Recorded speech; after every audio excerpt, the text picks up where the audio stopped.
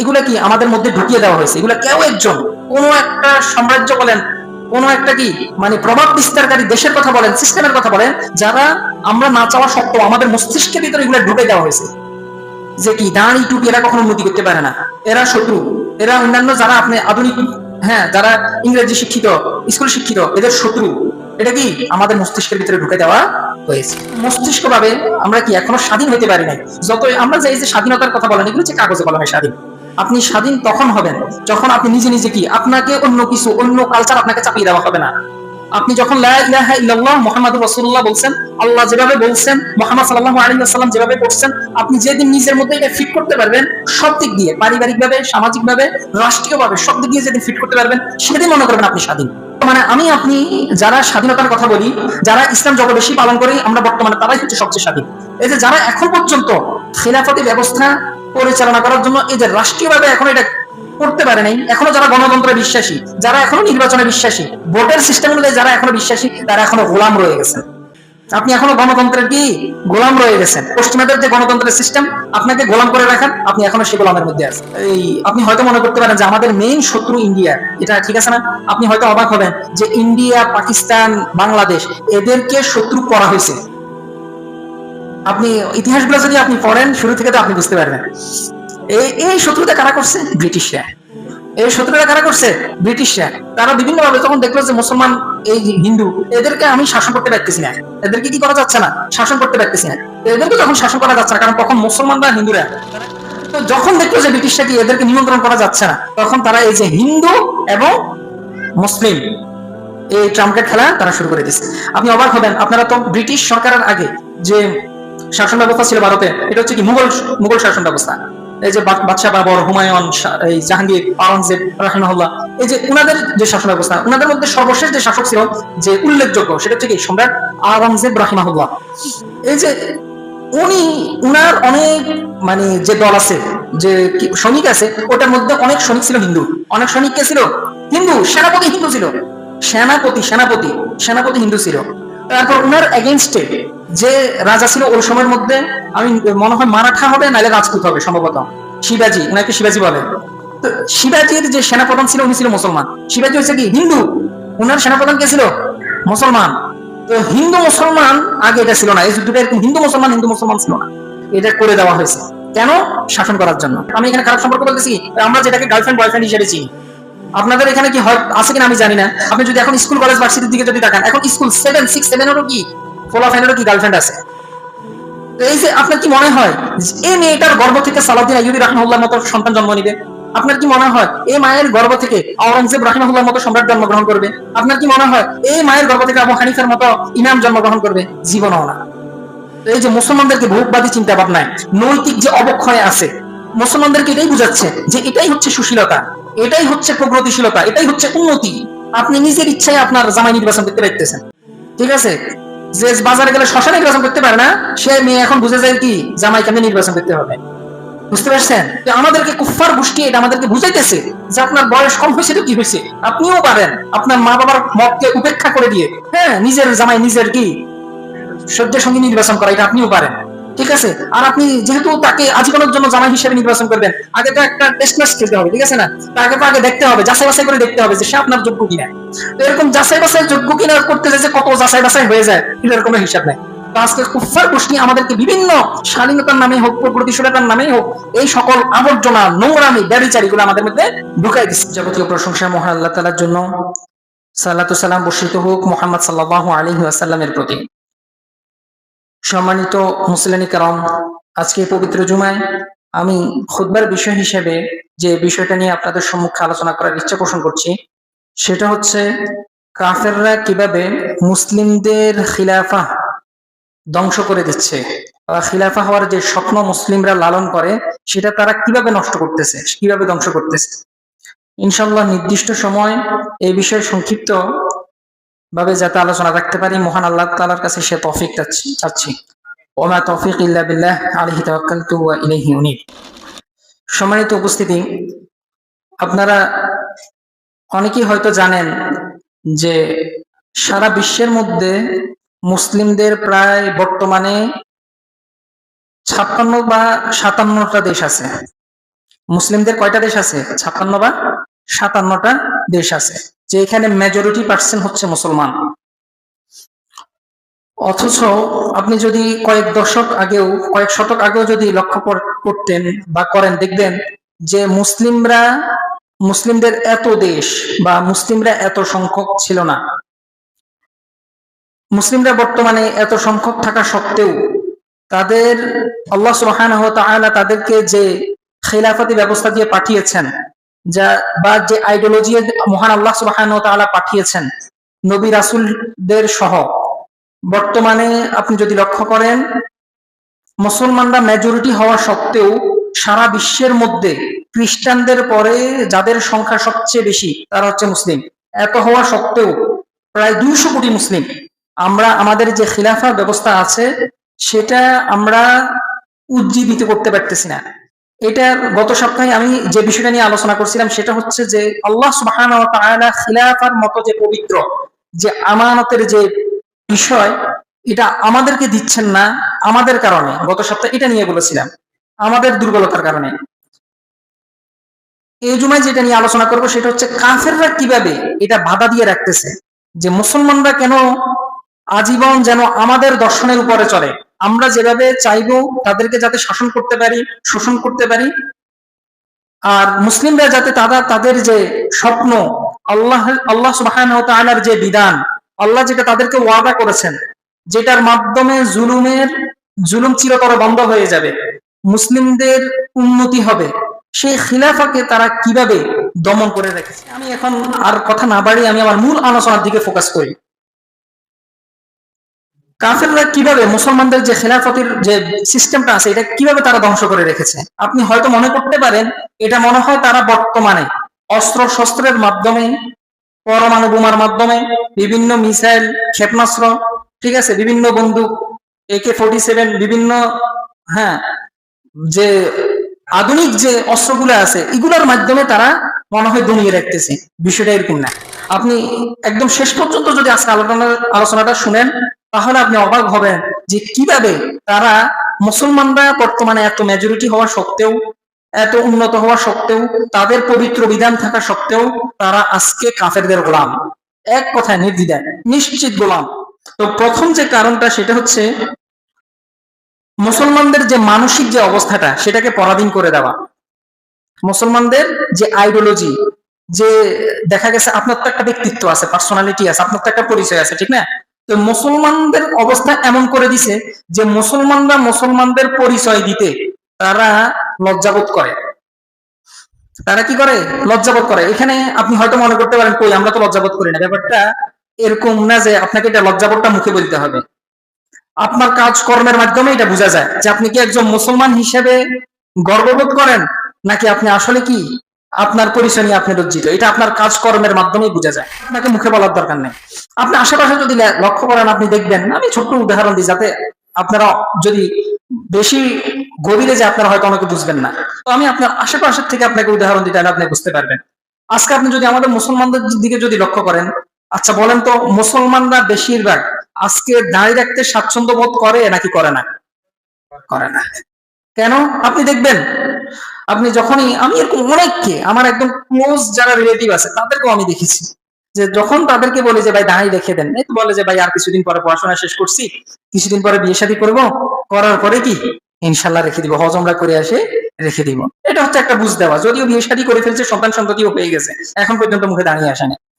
আসল কথা এখানে কি, এমনকি আপনি যদি মহিলাদেরকেও দেখেন, মহিলারাও কি দেখা গেছে বর্তমানে, যদিও এখন এই ট্যাবুটা থেকে বর্তমানে মুসলিম নারীরা আস্তে আস্তে বের হয়ে আসতেছে, যে দাঁড়িয়ালা, আপনি যদি 10 বছর আগে যদি লক্ষ্য করেন যে দাঁড়িয়ালা ছেলেদের জন্য কি বউ অত্যন্ত কঠিন। আপনাকে যদি আপনার দাঁড়িয়ে রেখে যদি বিয়ে করতে হতো, আপনাকে স্কুল ভার্সিটিতে মেয়ে পাওয়া খুব কঠিন, খুব। আপনাকে যাইতে হবে কোনো কমি মাদ্রাসায়, আলিয়া মাদ্রাসাও কঠিন হয়ে যায়। বুঝতে পারছেন? তো এটার কারণ কি? কারণ হচ্ছে আমাদের শিক্ষা ব্যবস্থা। আমাদের শিক্ষা ব্যবস্থা এতটা ধ্বংসের ধার প্রান্তে করে দিছে মুসলমানদের যে তারা এগুলাকে জঙ্গিবাদের আখ্যা মনে করে, যে আপনি যদি দাঁড়িয়ে রাখেন তাহলে আপনি সন্ত্রাসী, আপনি জঙ্গিবাদ, আপনি সুশীল হইতে পারেন নাই, আপনি প্রগতিশীল মানুষ হইতে পারেন নাই, আপনি উন্নত চরিত্রের মানুষ হইতে পারেন নাই, ঠিক আছে, আপনি এখনো সভ্য মানুষ হইতে পারেন না। যে সভ্য মানুষের তার আবার দাঁড়িয়ে থাকবে, এটা আবার কেমন কথা? সভ্য মানুষ বলতে তারা বর্তমানে যে বুঝায় সেটা হচ্ছে ইউরোপ আমেরিকার মানুষ। আপনি দেখেন তারা আপনাকে বলবে যে, আপনি দেখেন যে ইউরোপ আমেরিকার বেশিরভাগ মানুষ তারা কি দাঁড়িয়ে রাখে? আপনি তো বলবেন যে হ্যাঁ, তারা তো দাঁড়িয়ে রাখে না। তো তাদেরকে সভ্য শিখতে হবে কার থেকে? আমাদেরকে সভ্যতা শিখতে হবে কার থেকে? ইউরোপ আমেরিকা থেকে। যে তারাও দাঁড়িয়ে রাখে না, আপনাকে আমাকেও কি দাঁড়িয়ে রাখা যাবে না। এটা তো শুধুমাত্র এক্সাম্পল, একটা মাত্র দিলাম। আপনি বিভিন্ন ভাবে আপনি ড্রেস আপের কথা বলেন, বেশিরভাগ মানুষ মনে করে যে পাঞ্জাবি পায়জামা এগুলো হচ্ছে হুজুরদের পোশাক। এগুলো হচ্ছে কাদের পোশাক? হুজুরদের পোশাক। এটা বড় ছোট সবার মাঝে এখন এটা কি মিশে গেছে, যে তারা বলে যে আমি কি হুজুর নি, যে আমি পাঞ্জাবি পায়জামা পরবো, আমি স্কুল কলেজে পড়ি, আমি শার্ট প্যান্ট পরবো। ঠিক আছে। তারপরে যারা দেখা গেছে একটু গরিব শ্রেণীর মানুষ আছে, আপনি দেখবেন যে বেশিরভাগ পায়জামা পাঞ্জাবি পরে যারা একটু গরিব মানুষ, কৃষক শ্রেণীর মানুষ, আপনারা আবার রাগটাগ করিয়েন না, হ্যাঁ, যারা রিক্সা চালক এরা শার্ট প্যান্ট পরবে।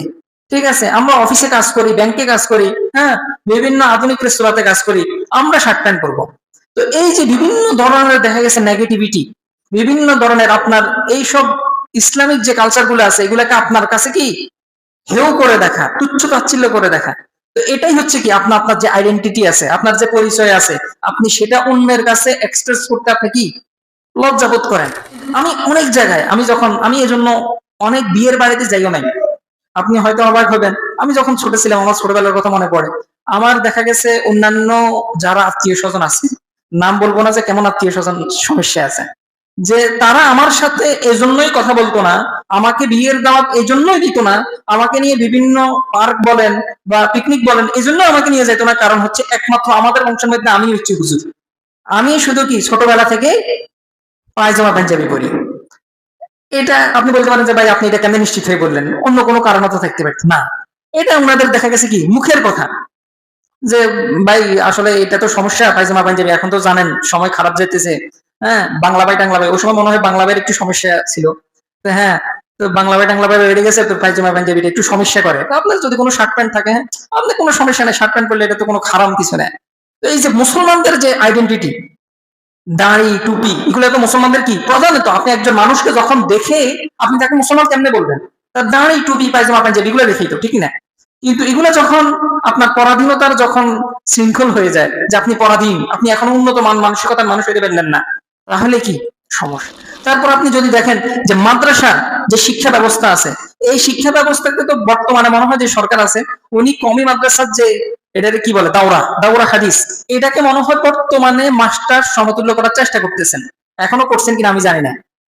বুঝতে পারছেন? তো একটু চিন্তা করে দেখেন, মানে দেশ স্বাধীন হওয়ার পর থেকে, আমরা বাংলাদেশি হওয়ার পর থেকে একটু চিন্তা করে দেখেন, আজকে প্রায় ক বছর, 50 বছরের উপরে, 50 বছরের উপরে হয়ে গেছে, এখনো কি আমাদের মাদ্রাসা শিক্ষা ব্যবস্থাটা এখনো অনেক পিছিয়ে।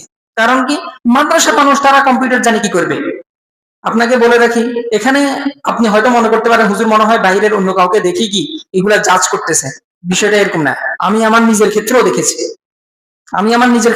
যে হুজুর মানুষ কম্পিউটার শিখে কি করবে। ঠিক আছে।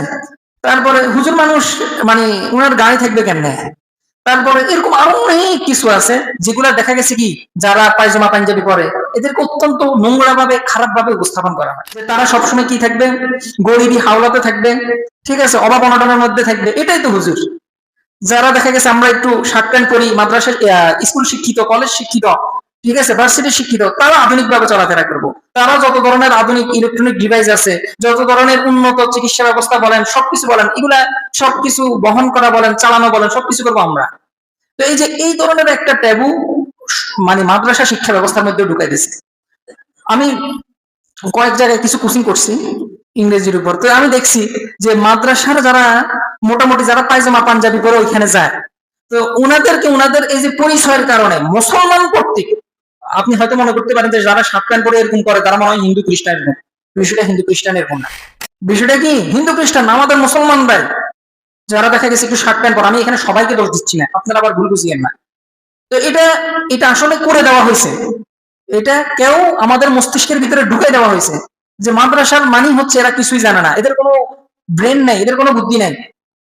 বুঝতে পারছেন? এরা কোনো জায়গায় কি, এরা কোনো কিছু শিখতে পারে না, এদের কোনো এরকম বুদ্ধি নাই, এজন্যই এদের মা বাবা এদেরকে মাদ্রাসায় দিছে। আপনি দেখবেন, আমি মাদ্রাসার টিচারই করছি, আমি দেখছি এটা সত্য কথা, এবং কি এটা সত্য।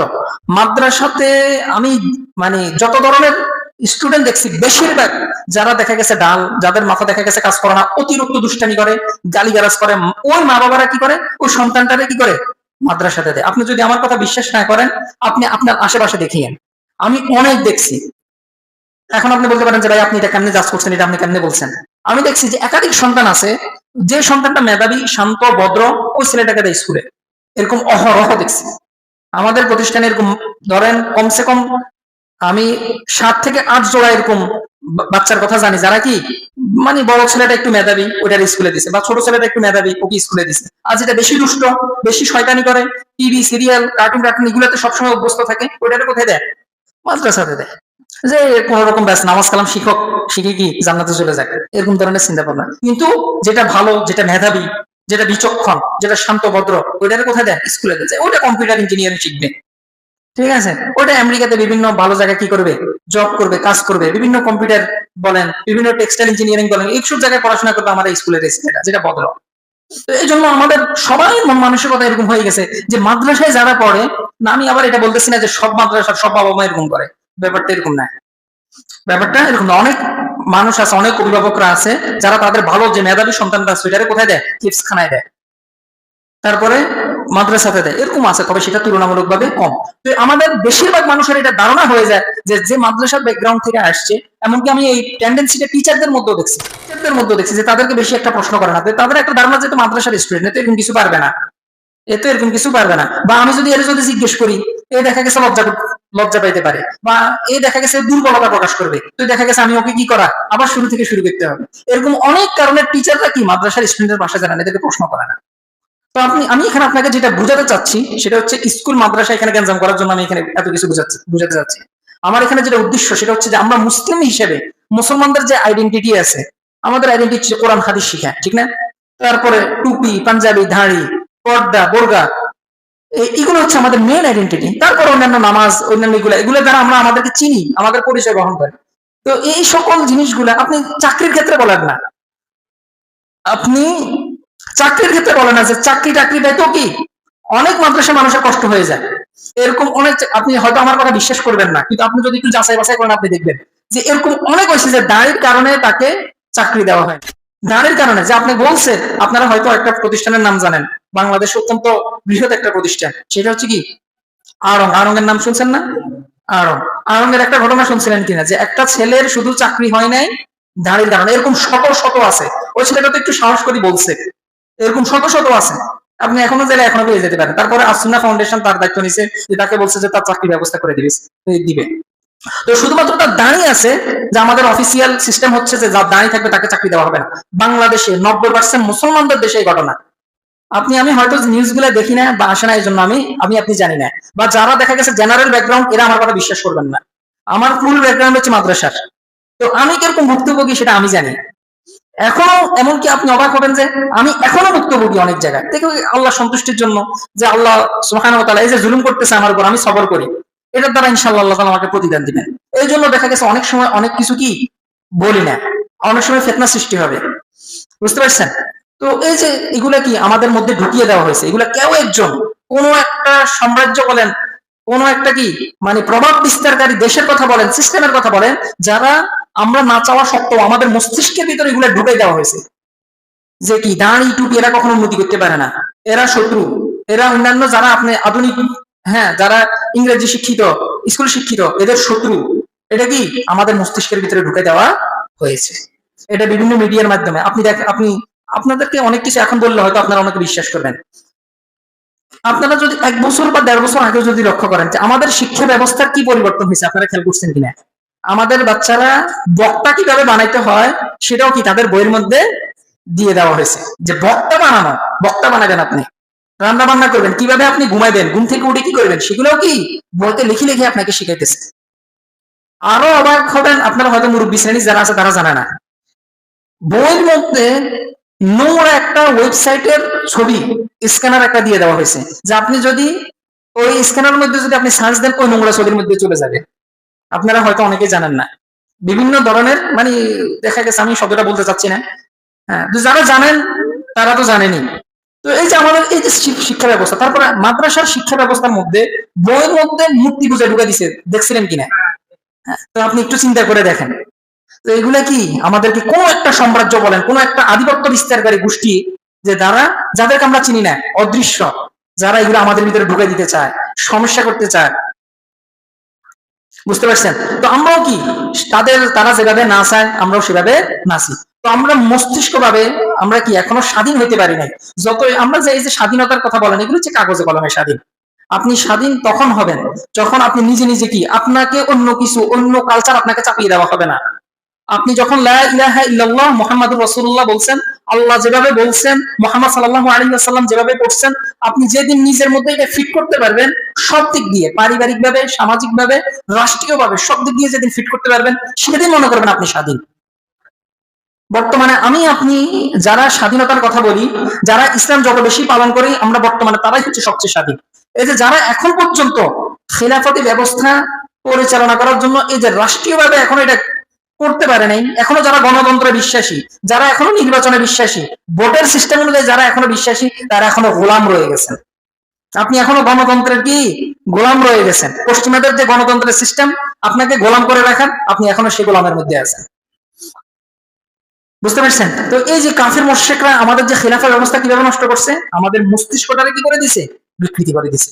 আমরা মস্তিষ্কগত ভাবে আমাদের মন মানসিকতা এখন এগুলা তাদের কাছে কি বন্ধক দেওয়া আছে, কাফের মুশরিকদের কাছে। এটা হচ্ছে এক নাম্বার কারণ।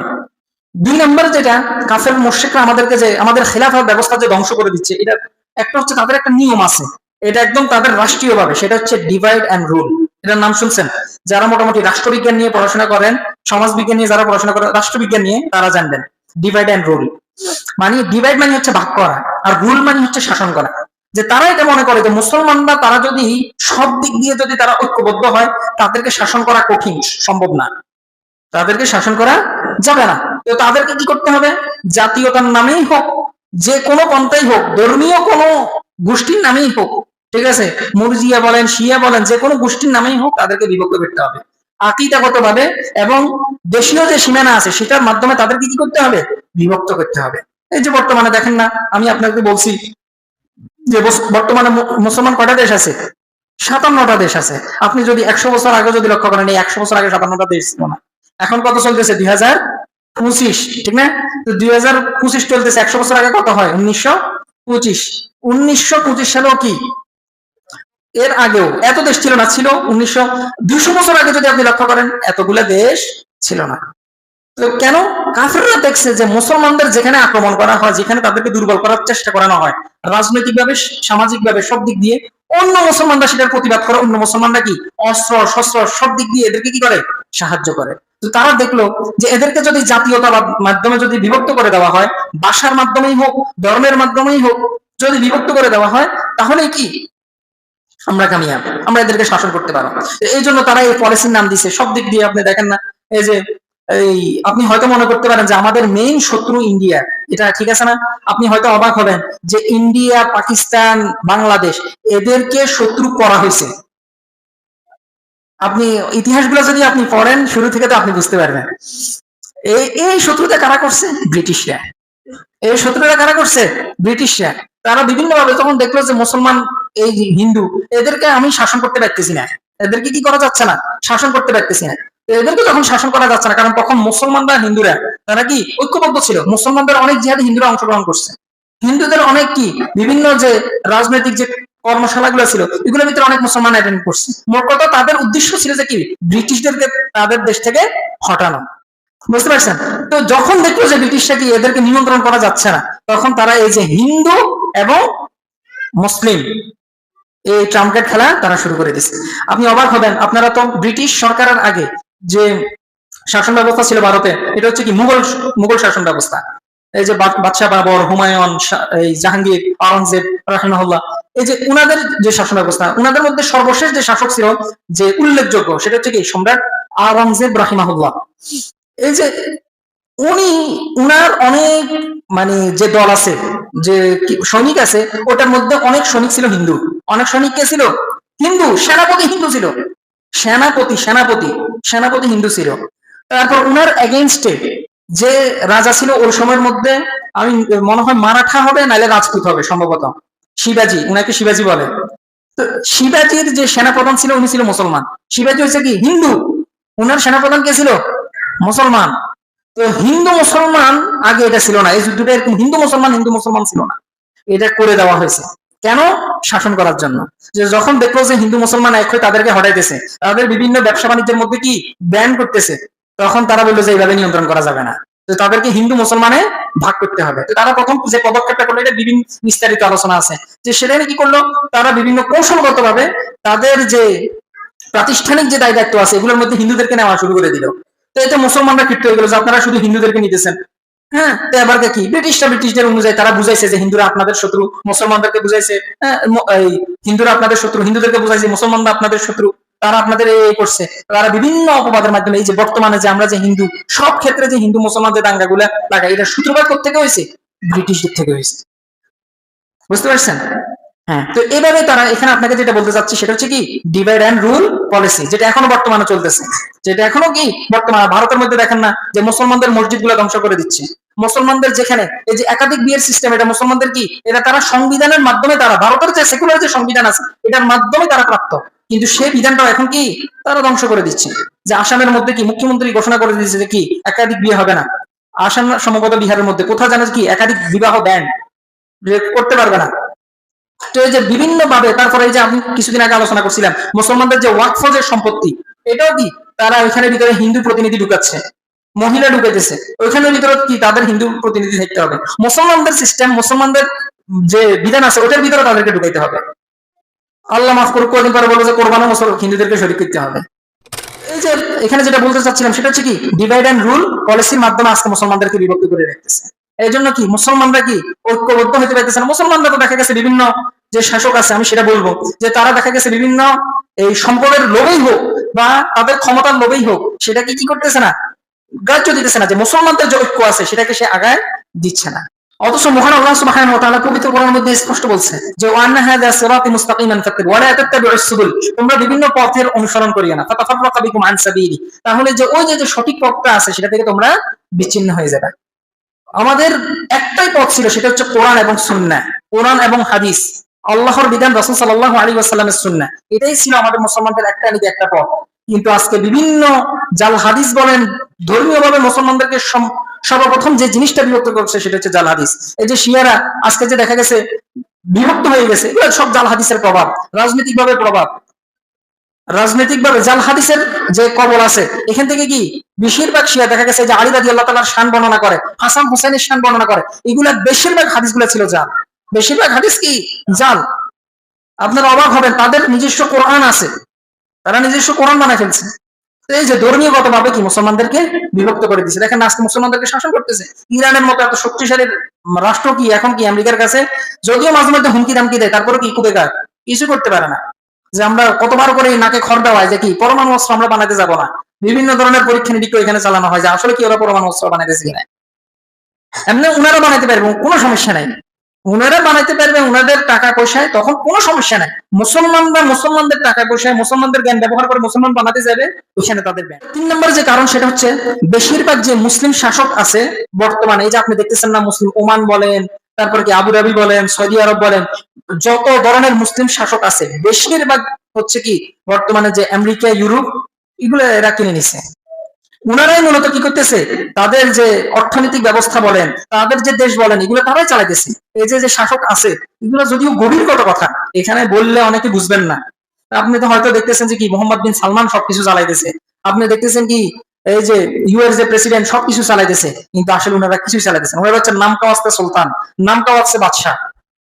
উনাদের যে তেলের যে বাণিজ্যটা আছে, শুধু যদি তেল শুধু বন্ধ করে দেয় আমেরিকান না খাই মরবে। আপনাকে একটা ঘটনা শুনাই, আপনি অবাক হবেন যে বাদশাহ ফয়সালের নাম শুনছেন? হ্যাঁ, বাদশাহ ফয়সাল, উনি একবার এরকম আমেরিকার উপর বিরক্ত হয়ে, তাদের উপর বিরক্ত হয়ে কিছুদিনের জন্য তেল বন্ধ করে দিছে, যে আমরা তেল দিব না। কুফার গোষ্ঠী সবগুলো এক হয়ে গেছে যে কি সৌদি আরবে ধ্বংস করে দিব, কারণ সৌদি আরব হচ্ছে কি মেইন, এরা যদি তেল বন্ধ করে দেয় অন্যান্য দেশগুলো আমাদেরকে কি করবে না, তেল দিবে না।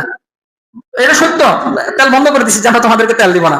তখন তাকে পরমাণু অস্ত্র ধমকি দেওয়া পর্যন্ত দেওয়া হয়েছে বাদশাহ ফয়সালকে। বাদশাহ ফয়সাল বলছে যে সমস্যা নেই, আমাদেরকে ধ্বংস করে দাও, আমরা খেজুর খাওয়া মানুষ, আমরা খেজুর খাই বড় হওয়া মানুষ, আমাদের মরুভূমি আছে, আমরা মরুভূমিতে আমাদের গাছ লাগাবো, আমরা খেজুর খাবো, আমরা আমাদের যা যাবো যে ব্যবস্থা ছিল আমরা সেটাতে অভ্যস্ত, সমস্যা নেই, আমাদেরকে ধ্বংস করে দাও। যখন দেখতেছে যে আর দেখতেছে না, সবাই মিলে আমেরিকা, তারপর ব্রিটিশ, প্রায় 7-8টা দেশের শাসক তার কাছে একদম চলে আসছে, মানে নাকি খড় দেওয়ার মতো, যে আমাদের ভুল হয়ে গেছে, আমাদেরকে মাফ করে দেন। তারপরে কি জিনিসটা আবার, যদি উনার এটা উচিত হয়নি, তখন যদি দমায় রাখতে পারতো, আল্লাহু আকবার, মুসলমানদের একটা বিজয় হইতো। যে এই যে মুসলমানদের যে তখন তারা বুঝে গেছে যে এই তেলগুলাকে নিয়ন্ত্রণ করতে হবে, এগুলো আর বাদশার হুকুমে চালানো যাবে না, যে বাদশা চাইবে বন্ধ করে দিবে। তাদের 1 বছর, আপনাকে মজার বিষয় বলি, তারা 1 বছর ক্রিসমাস ডে পালন করতে পারে না, এই তেল বন্ধ করে দিছে। কারণ আপনারা জানেন এই যে লাইটিং ব্যবস্থা, এগুলো সবগুলো অনেক ব্যাপক টাকা লাগে, এত সহজ না। যে যখন তেল ব্যবস্থা বা অন্যান্য যেগুলো যখন ফ্যাসিলিটি গুলো যখন বন্ধ করে দেওয়া হয়েছে, তখন কি এবার নাকি খড় দেওয়ার মতো। তো এরা যদি সমগ্র মুসলিম, যদি সবাই না, আরব কান্ট্রি গুলা, এই যে সৌদি, কাতার, কুয়েত, এরা যদি শুধু তেলের যে ইয়েটা আছে, এই যে আমেরিকার জন্য, ইউরোপের জন্য যদি শুধু বন্ধ করে দেয়, একটা ব্যবস্থা শুধু বন্ধ করে দেয়, এরা কি না খায় মরবে। কারণ এদের সাম্রাজ্যটা, এই যে অস্ত্র বলেন, বিমান বলেন, এত কিছু যে উড়ে, এটা কিসের শক্তিতে উড়ে, তেল লাগবে তো।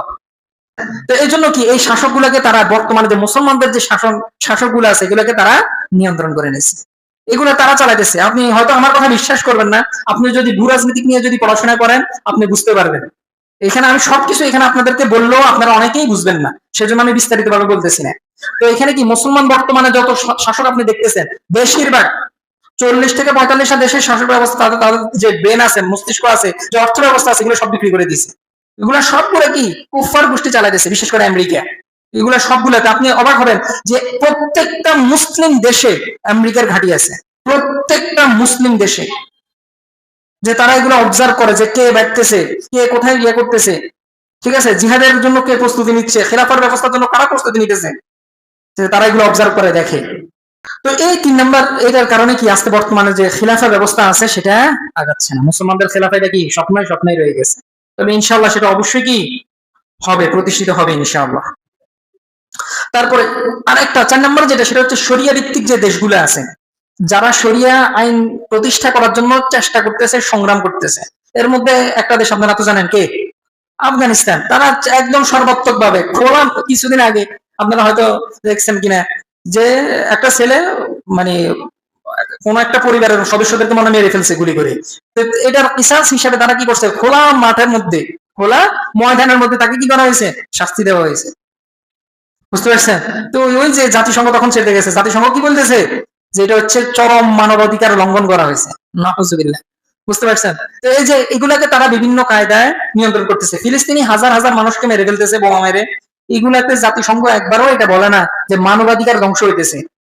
মানুষের, এই যে কথা বলিও না, এই যে বাচ্চারা কথা বলিও না, ফিলিস্তিনে হাজার হাজার মানুষকে কি ইসরায়েল মেরে ফেলতেছে, নেতানিয়াহু কি মেরে ফেলতেছে, এটাতে মানবাধিকার লঙ্ঘন হয় না। মানবাধিকার লঙ্ঘন কখন হয়, যখন আপনি শরিয়া আইন বাস্তবায়ন করতে যাবেন, যখন কিসাসের বদলে যখন কিসাস, চোখের বদলে যখন চোখ উপড়াতে যাবেন, তখন কি মানবাধিকার লঙ্ঘন হয়। কারণ জানে মানুষ, তারা ভালো করে জানে, যদি প্রত্যেকটা মানুষের যদি এভাবে বিচার করা হয়, তাহলে কি মানুষ আর চুরি করবে না, ডাকাতি করবে না, অর্থ পাচার করবে না। তো তাদের মূল হাতিয়ার তো মানুষের অর্থ পাচার করা টাকা।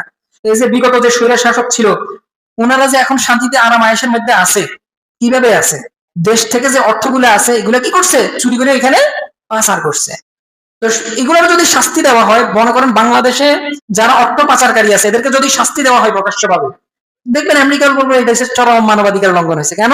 কারণ তাদের দেখা গেছে চলতেছে না। তো এই অর্থগুলো যে ওইখানে আছে, ব্যাংকে রাখা হয়েছে, এগুলো থেকে সুদ আসতেছে, হ্যাঁ, তাদের তো সকল সিস্টেম বন্ধ হয়ে যাচ্ছে।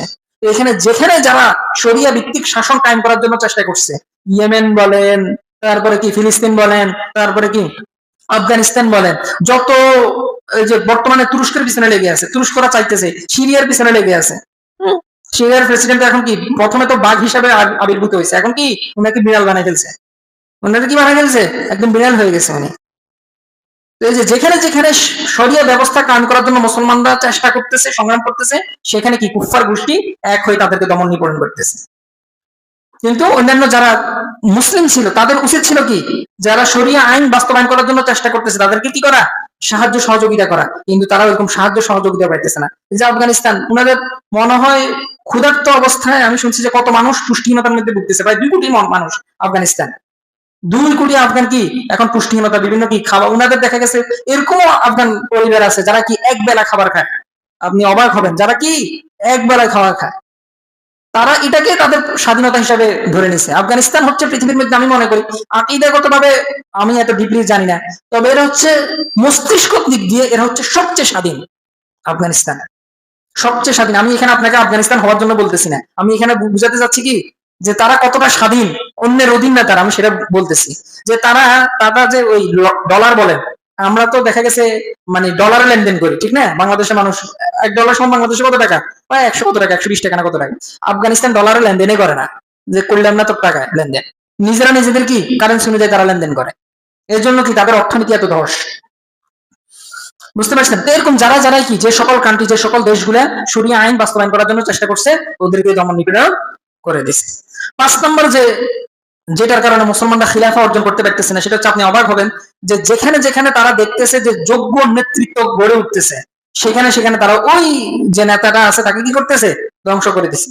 এটা তো আপনাদেরকে বলবেন যারা মোটামুটি রাজনীতি নিয়ে পড়াশোনা করেন, এই যে মিশরের যে মারা হয়েছে, ওনার নামটা আমি ভুলে গেছি, মিশরে কয়েকদিন আগে মুসলিম ব্রাদারহুডের একজনকে যে মুরসি, মুরসি ওনার নাম সম্ভবত, এই যে উনি চাইছিল, একটা চেষ্টা দিছিল যে কি মিশরকে ইসলামী খেলাফার আদলে সাজানোর জন্য, ওনাকে বিভিন্ন কায়দা জেলে ভরে ফেলছে, তারপরে মেরে ফেলছে, বুঝতে পারছেন? তো এই যে যোগ্য নেতৃত্ব, তারপর ইয়াহিয়া সিনওয়ার, ইয়াহিয়া সিনওয়ার নাম শুনছেন না? কিছুদিন আগে কি মেরে ফেলছে। আচ্ছা, আপনাদেরকে আরো তাজা তাজা নিউজ দিই। এই যে গতকালকে আপনারা শুনছেন যে আমাদের বাংলাদেশের একজন মারা গেছে, নাম কি? ওসমান হাদি। আপনি কি তাকে মনে করেন না যে সে নেতার উপযুক্ত? আপনি কি মনে করেন না? যারা উনার, আমি দেখেন ভাই, এখানে রাজনৈতিক ভাবে আমি কোনো দলের নাই, এটা আপনারা ভালো করেই জানেন। আমি এখানে এটা জানি যে কি ওসমান হাদি যে সে গণতন্ত্রের মানুষ, গণতন্ত্রের বিশ্বাসী, বর্তমানে যেরকম রাজনীতিবিদরা আছে সে অন্যান্য রাজনীতিবিদের মতোই, কিন্তু তার আদর্শ অন্যান্য রাজনীতিবিদদের থেকেও ভিন্ন। যেটা আমি দেখা গেছে তার কিছু আলোচনা আমার ফেসবুকে আমি দেখছি, তারপরে ইউটিউবেও কিছু দেখছি, যে আমার মনে হয়েছে এ মানুষটা যদি ওকে ইসলাম বোঝানো হয় বা যদি কোনোভাবে খেলাফতি ব্যবস্থা যদি কায়েম হয়, এ সবার আগে থাকবে। উনার সর্বশেষ ফেসবুকে আপনি দেখিয়ে নিজের করা যে পোস্ট, সেটা হচ্ছে কি, খেয়াল করছেন কিনা, সেটা হচ্ছে আপনি যে আজকে দেখিয়েন ওসমান হাদির, উনি নিজে যেটা পোস্ট করছে সেটা হচ্ছে কি বাংলাদেশ, ভারত, পাকিস্তান, এটার একটা মানচিত্র দিছে। এমনকি উনি দেখাইছে দেখাইছে যে আমরা কি আমাদের যে ন্যায্য মানচিত্র হওয়া দরকার ছিল, বাংলা সালতানাত, বাংলাদেশের যে মানচিত্র, এটা উনি তুলে ধরছে। আপনারা আজকে গিয়ে ওসমান হাদির যে উনি যেটা শেষ মানে আপলোড করছে, যে উনি কি, আমি ওনার মধ্যে এরকম অনেক কিছু দেখছি যেগুলো পজিটিভ। তারপরে যেখানে যেখানে নির্যাতন করা হয় উনি ফিলিস্তিনিদের পক্ষে কথা বলছেন, অথচ আমি এরকম আমাদের অনেক রাজনীতিবিদও কি দেখি না। তারপরে যেখানে যেখানে জুলুম হয়, যেখানে যেখানে অন্যায় হয়, উনাকে ওইখানে কথা বলতে দেখছি, কাউকে ছাড়ে নাই। কোন রাজনীতিবিদ এরকম না যে উনি দেখা গেছে কোন একটা নির্দিষ্ট গোষ্ঠীকে সাপোর্ট করার জন্য চেষ্টা করতেছে। যেখানে যেখানে অন্যায় হয়েছে, যে যে অন্যায় করছে, সেখানে আমি দেখছি সে কি কথা বলছে, বুঝতে পারছেন? আল্লাহ মহান আল্লাহ তাআলার কাছে দোয়া করি, আল্লাহ তাআলা ওনাকে জান্নাত জান্নাত দান করে, আল্লাহ তাআলা ওনাকে শহীদ হিসেবে কবুল করুন। তো এই যে মুসলমানদের যেখানে যেখানে দেখতেছে যে মুসলমানদের নেতৃত্ব গড়ে উঠতেছে, যোগ্য নেতা গড়ে উঠতেছে, সেখানে সেখানে নেতৃত্ব গুলা কি করতেছে, ধ্বংস করে দিতেছে। ওই বসাইতেছে কাদেরকে, যার টাকার লোভ আছে, যার হয়তো কোনো খারাপ ভিডিও আছে, ঠিক আছে, তারপরে যে একদম অদম অশিক্ষিত মানুষ, তাকে বসাইতেছে। এই যে দেখেন না আমাদের, যেহেতু এখানে আমি কারো গিবত করতেছি না, যেহেতু এই জিনিসটা ভাইরাল সবাই জানে, এই জন্য আমি বলতেছি, ধরেন না হিরো আলমের মতো অশিক্ষিত মানুষ, একটা মানে কি বলবো এটাকে, অশিক্ষিত চরম পর্যায়ের একটা মানুষ, যার মধ্যে শিক্ষা, আমি এখানে বলতেছি না যে খাতা কলমের শিক্ষা, যার মধ্যে নৈতিকতার যে শিক্ষা সেটা পর্যন্ত নাই, যার মধ্যে যে প্রতিদিন বউ ছাড়ে, প্রতিদিন আবার মেয়েকে আবার কি করে বিয়ে করে, যে নৈতিকতার যে শিক্ষা আছে ওইটা পর্যন্ত নাই, ওর মতো মানুষও কি নমিনেশন পায়, রাজনীতি করার মতো কি যোগ্যতা অর্জন করতে পারে। তো বুঝেন তাহলে বাংলাদেশের রাজনীতি কোথায় আছে, যে ওর মতো মানুষ। আল্লাহ আমাদেরকে হেফাজত করুক। তো এই সকল মানুষদেরকে কাফের মুশরিকরা কখনোই হটাইবে না, ওদেরকে বরং আরো উঠানোর চেষ্টা করবে। কারণ যোগ্য নেতৃত্ব হলে তো মানুষ আর কি, এই যে খিলাফতি ব্যবস্থা বলেন, তারপরে বাংলা সুলতানাতের যে মানচিত্র, সেটা চাইতে পারবে না। হিরো আলমের মতো মানুষ আপনি কি মনে করেন সেটা কখনো এটা জানে যে বাংলাদেশ তাদের যে ন্যায্য হিস্সা আছে, যে দেশগুলো আছে সেগুলো থেকে বঞ্চিত হয়েছে? আপনার কি মনে হয় উনি এটা জানে? জীবনও না, যারা এগুলো নিয়ে পড়াশোনা করে, যারা জানে, গভীরভাবে যারা অধ্যয়ন করে, তারাই কেবল বলতে পারবে যে বাংলাদেশ তারা কি কি থেকে বঞ্চিত হয়েছে, বাংলাদেশের মানুষকে কি কি থেকে বঞ্চিত করা হয়েছে, তারাই কেবল জানে। আর যারা জানে এদেরকে ধ্বংস করা হবে, এদেরকে মেরে ফেলা হবে বিভিন্ন ট্যাগ দিয়ে, যে কি হয়তো জামাতি, না হলে খারেজি, না হলে কি আইএস, ঠিক আছে, না হলে জঙ্গি গোষ্ঠীর সাথে আতাত আছে, এই বিভিন্ন ট্যাগ দিয়ে এদেরকে ধ্বংস করে দেওয়া হবে। তারপরে আমি আর দুইটা পয়েন্ট বলবো, 5 মিনিট সময় নিচ্ছি। 6 নম্বর যেটা, সেটা হচ্ছে যে মুসলমানদেরকে ভোগবাদী এবং অশ্লীল কর্মকাণ্ডের মধ্যে নিমজ্জিত রাখা। এই যে মুসলমানরা দেখেন না, আজকে আমরা মুসলমানরা, আমার মনে হয় না যে এখানে বর্তমান যারা যুবক আছে 80%, 80 কিংবা 90% যুবক আছে যে যাদের খারাপ সম্পর্ক আছে। আপনি কি এটা মানেন? যাদের অবশ্যই অবশ্যই তাদের খারাপ সম্পর্ক আছে, যে হয়তো কি গার্লফ্রেন্ড, আমি এখানে খারাপ সম্পর্ক বলতেছি আমরা যেটাকে গার্লফ্রেন্ড বয়ফ্রেন্ড হিসেবে চিনি, আপনাদের এখানে কি হয় আছে কিনা আমি জানি না। আপনি যদি এখন স্কুল কলেজ ভার্সিটির দিকে যদি তাকান, এখন স্কুল 7, 6, 7 এরও কি ফোলাফাইনেরও কি গার্লফ্রেন্ড আছে। তো এই যে আপনার কি মনে হয় এই মেয়েটার গর্ভ থেকে সালাউদ্দিন আইয়ুবী রাহিমাহুল্লাহর মতো সন্তান জন্ম নিবে? আপনার কি মনে হয় এই মায়ের গর্ভ থেকে আওরঙ্গজেব রাহিমাহুল্লাহর মতো সম্রাট জন্মগ্রহণ করবে? আপনার কি মনে হয় এই মায়ের গর্ভ থেকে আবু হানিফার মতো ইমাম জন্মগ্রহণ করবে? জীবনও না। এই যে মুসলমানদেরকে ভোগবাদী চিন্তা ভাবনায় নৈতিক যে অবক্ষয় আছে, মুসলমানদেরকে এটাই বুঝাচ্ছে যে এটাই হচ্ছে সুশীলতা, এটাই হচ্ছে প্রগতিশীলতা, এটাই হচ্ছে উন্নতি। আপনি নিজের ইচ্ছায় আপনার জামাই নির্বাচন করতে পারতেছেন, ঠিক আছে? যে বাজারে গেলে শশা নির্বাচন করতে পারে না, সে মেয়ে এখন বুঝে যায় কি জামাই কেমনে নির্বাচন করতে হবে। বুঝতে পারছেন? আমাদেরকে কুফফার গোষ্ঠী এটা আমাদেরকে বুঝাইতেছে যে আপনার বয়স কম হয়েছে তো কি হয়েছে, আপনিও পারেন আপনার মা বাবার মতকে উপেক্ষা করে দিয়ে, হ্যাঁ, নিজের জামাই নিজের কি সহ্যের সঙ্গে নির্বাচন করা, এটা আপনিও পারেন, ঠিক আছে? আর আপনি যেহেতু তাকে আজীবনের জন্য জামাই হিসেবে নির্বাচন করবেন, আগে তো একটা টেস্ট ম্যাচ খেলতে হবে, ঠিক আছে না? তাকে তো আগে দেখতে হবে, যাচাই বাছাই করে দেখতে হবে যে সে আপনার যোগ্য কিনা। তো এরকম যাচাই বাছাই যোগ্য কিনা করতে যে কত যাচাই বাছাই হয়ে যায়, এটার কোনো হিসাব নাই। তো আজকে কুফফার গোষ্ঠী আমাদেরকে বিভিন্ন শালীনতার নামে হোক, প্রগতিশীলতার নামেই হোক, এই সকল আবর্জনা, নোংরামি, ব্যভিচার এগুলো আমাদের মধ্যে ঢুকাই দিচ্ছে।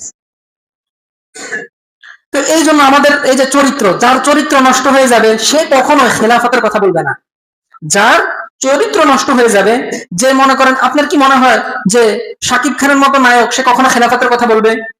না না, সে আপনার খেলাফতের কথা কখনোই বলবে না। সে আপনাকে এটা দেখাবে যে আপনি হজ হজ করে আসেন, নিজে টাকা ইনকাম করেন, ছবি করে হজ করে আসেন, আপনাকে এটা দেখাবে। সে আপনাকে খেলাফতি ব্যবস্থার কথা কখনোই বলবে না, কখনোই বলবে না। আপনার কি মনে হয় বর্তমানে যে নায়ক নায়িকারা আছে, যে সেলিব্রিটিরা আছে, ক্রিকেটার বলেন, ফুটবলার বলেন, যারা আমাদের দেশে জনপ্রিয়, এরা আপনাকে খেলাফতি ব্যবস্থার কথা বলবে? এরা নিজেরাই তো জানে না খেলাফতি ব্যবস্থা কি, এরা এটার মর্মার্থ বুঝে? এরা তো জানে, এরা এটাই জানে যে আমি ভোট দিতে পারি, আমি শুধু কি ভোটের সময় হয়েছে আমি ভোট দিতে পারি, এরা মনে করে যে এটাতেই সে স্বাধীন, সে নিজের যোগ্যতাকে আরেকজনকে নির্বাচন করছে। বোকা, এরা হচ্ছে বোকা, এরা হচ্ছে বোকা। তো আজকে আমাদের সমাজে যারা সেলিব্রিটি আছে এরা কখনোই এটা চাইবে না। তো আজকে আমাদের যে নৈতিক যে অবক্ষয় আছে এটা চরম পর্যায়ে চলে গেছে, চরম পর্যায়ে। আপনি স্কুল কলেজের কথা বাদে দিলাম, মাদ্রাসার ভিতরেও এই নোংরামিটা ঢুকে গেছে। এই যে নোংরামি যারা করবে, অশ্লীলতা যারা করবে, যারা সবসময় এরকম পর্নোগ্রাফির মধ্যে ডুবে থাকবে, এই সকল মানুষের কখনোই খেলাফতি ব্যবস্থা এদের দ্বারা হবে না। এদেরকে আল্লাহ সুবহানাহু ওয়া তাআলা খেলাফতি ব্যবস্থা দান করবেন না। আর কাফের মুশরিকরা তো এভাবে চায়। সর্বশেষ 7 নম্বর যেটা বলবো সেটা হচ্ছে যে গণতন্ত্র এবং সেকুলারিজমকে একদম খেজুরি করে, রসগোল্লা করে আমাদেরকে খাইয়ে দেওয়া হয়েছে। কুফফার গোষ্ঠী আমাদেরকে কি গণতন্ত্র এবং সেকুলারিজম সুন্দর করে একদম কি রসগোল্লা করে, পায়েস টাইস লাগায়, ভালো মতো যত ধরনের বাদাম, কাজু বাদাম টাদাম আছে মিক্সচার করে আমাদেরকে খাইয়ে দেওয়া হয়েছে। আমরা তো মুসলমানরা এটা চিন্তাই করতে পারি না যে গণতন্ত্র এটা, এটা ছাড়া আবার কিভাবে মানে রাজা নির্বাচন করব, এটা কি বলে প্রধানমন্ত্রী নির্বাচন হবে, এটা ছাড়া কিভাবে হবে? এই যে বর্তমানে যে অন্তর্বর্তী সরকারের যে প্রধান, ওনার নাম কি, ডক্টর ইউনূস, উনি কিভাবে হয়েছে, কে নির্বাচন করছে, কোথায় নির্বাচন হয়েছে? যেখানে বাংলাদেশের ক্রান্তিকাল মুহূর্তে সবচেয়ে কঠিন মুহূর্তের মধ্যে একজন নেতা নির্বাচন করা হয়েছে, সেখানে আমার বুঝে এটা আসে না যে সেখানে স্বাভাবিক দেশ যখন স্বাভাবিক থাকে সেটার মধ্যে আপনাকে ভোটের মাধ্যমে এত লক্ষ কোটি টাকা আপনাকে খরচ করে আপনাকে নেতা নির্বাচন করতে হবে, আমার এটা বুঝে আসে না। যেখানে ক্রিটিক্যাল মুহূর্তে ডক্টর ইউনূসকে যখন নির্বাচন করা হয়েছে, এটা কি মুহূর্ত ছিল বাংলাদেশের? ক্রিটিক্যাল মুহূর্ত, খুব খারাপ মুহূর্ত ছিল। ওইখানে কোনো ভোট টোট এগুলো হয় না, নির্বাচন হয় নাই, লাগে নাই, ওনাকে নির্বাচন করা হয়েছে। আর এখন কি বর্তমানে দেশ যখন স্বাভাবিক থাকে, দেশের ভিতরে যখন অস্থিতিশীলতা যখন নাই, স্বাভাবিক একদম কোনো হট্টগোল নাই, ওইখানে আপনাকে নেতা নির্বাচন করতে হলে কি করতে হবে? আপনাকে ভোট দিতে হবে। যায় যে আল্লাহ আমাদেরকে হেফাজত করুক। আল্লাহ আমাদেরকে হেফাজত করুক। তো এই যে সেকুলারিজম এবং গণতন্ত্র আমাদেরকে কি করে দেওয়া হয়েছে, রসগোল্লা করে একদম খাইয়ে দেওয়া হয়েছে। এটা ছাড়া আমরা এটা চিন্তাই করতে পারি না। অনেক রাজনীতিবিদরা তো প্রকাশ্য বলে যে আমরা শরিয়া আইনে বিশ্বাসী করি না, অথচ জানে না এর নামদারি মুসলিম যে কাফের হয়ে গেছে তার এই কথা বলার কারণে, এটা সে জানেও না। মহান আল্লাহ সুবহানাহু ওয়া তাআলা কত জায়গায় বলছে যে আফা হুকমাল জাহিলিয়াতি ইয়াবগুন, তোমরা কি জাহিলিয়াতের শাসন ব্যবস্থা চাও? ইনিল হুকমু ইল্লা লিল্লাহ, একমাত্র হুকুমদাতার মালিক হচ্ছে আল্লাহ। কত আয়াত আল্লাহ সুবহানাহু ওয়া তাআলা এটা বলেছেন। আল্লাহ আমাদেরকে খিলাফতি ব্যবস্থা কায়েম করার তৌফিক দান করুক। অন্তত পক্ষে এটার স্বপ্ন যেন আমরা লালন করতে পারি, আল্লাহ তাআলা আমাদেরকে সে তৌফিক দান করুক।